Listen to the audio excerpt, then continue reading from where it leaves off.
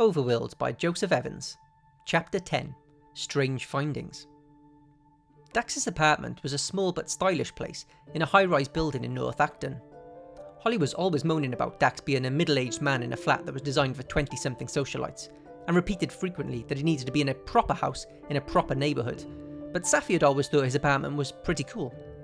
Up on the 6th floor, it had an incredible view of the Thames, and there was something about the compactness of it that Saffie loved. Dax was a freelance coder who worked from home the majority of the time, and Saffie could picture herself living somewhere just like it when she was older, doing some kind of work from a laptop and watching the bustle of the city outside. "Do you know this tiny place cost him roughly the same price as our beautiful house," said Holly as she rummaged for Dax's front door key in her handbag. "Yeah, you tell me every time, Mum," Saffie replied vacantly. She had noticed something very odd about the door handle. Usually horizontal, it was hanging limply at a diagonal. She stepped towards it and pulled it down. With a click, the door opened. "Don't tell me he left his door unlocked," Holly sighed. Saffie knew Dax would never have done that. "Someone broke in," she said. "Oh, for goodness sake," Holly snapped irritably. "Don't start with that paranoia again, please." She pushed past Saffie and strode into the apartment, making straight for the kitchen area. Saffie followed her in with caution, keeping an eye out for any lurkers. When she was content that there was nobody there, she realised that the place was completely untouched.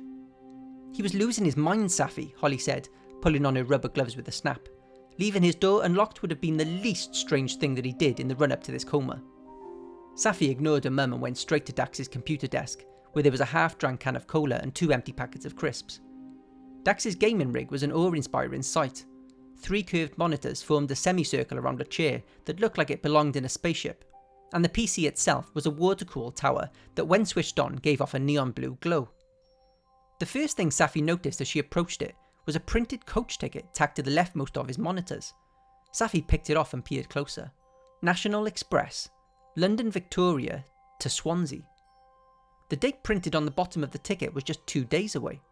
Why had Dax been planning a trip to Swansea? It was in South Wales, around a 5-hour journey by coach if Saffie remembered from a school trip she'd gone on in her first year at Willow Grove. Not the kind of trip someone just casually takes without a purpose. It was a picturesque place, lots of sandy beaches and rugged coastline, but Dax had never shown a great deal of interest in that kind of thing. Saffie didn't have particularly fond memories of the place herself, but that was probably because her classmates had put chips in the hood of her coat and she'd been attacked by about 20 seagulls. As far as Saffie knew, Dax had no connection to the coastal city. What business did he have there? And why hadn't he mentioned it to her? "Mum, do you and Dax have any relatives in South Wales?" "South Wales? Darling, you know your Nana and Grandpapa were both Scottish, and your father's family are all still in Kent." "Didn't think so," Saffie said to herself more than to her mum. She rummaged through the drawers on the left-hand side of Dax's desk until she saw something that immediately caught her eye. It was what looked like a regular pair of glasses, except for one small thing. Printed on its right stem was a familiar symbol of a crystal encased in a flaming blue O, the Overworld logo. Saffie put them on and glanced around the room, but they didn't seem to do anything. The glass appeared to be just glass, and they didn't provide any magnification. Saffie took them off and pocketed them. She made a mental note to examine them in more detail later. Continuing to rifle through Dax's drawers, Saffie eventually came across a notebook full of hundreds of sketches of characters. Dax was an excellent artist, and she smiled at the fond memories she had of him teaching her how to draw as a child. She flipped through the notebook and tried to drown out the noise of her mum's complaints, but it was difficult when they were coming out in a constant slew. "He clearly can't have vacuumed in weeks. Look at the state of the hobs. There are 10 packets of marshmallows in this cupboard." As Saffie reached the middle pages, she felt a lump form in her throat. Sandwiched between the cape of an unfinished elven warrior and a grizzly orc was a sketch of Dax himself holding a creature that Saffie could only guess was his panion. It was a yellow fluffy thing that reminded Saffie a bit of a space hopper she used to bounce around on when she was little. Scrawled next to it was what was presumably the name Dax had given it, Fumble. This was the Dax Saffie remembered, smiling from ear to ear, full of life and energy, not the lifeless body he had become.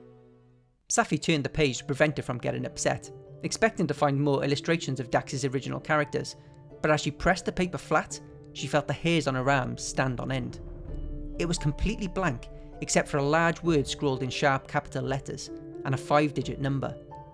Onyx, 67209.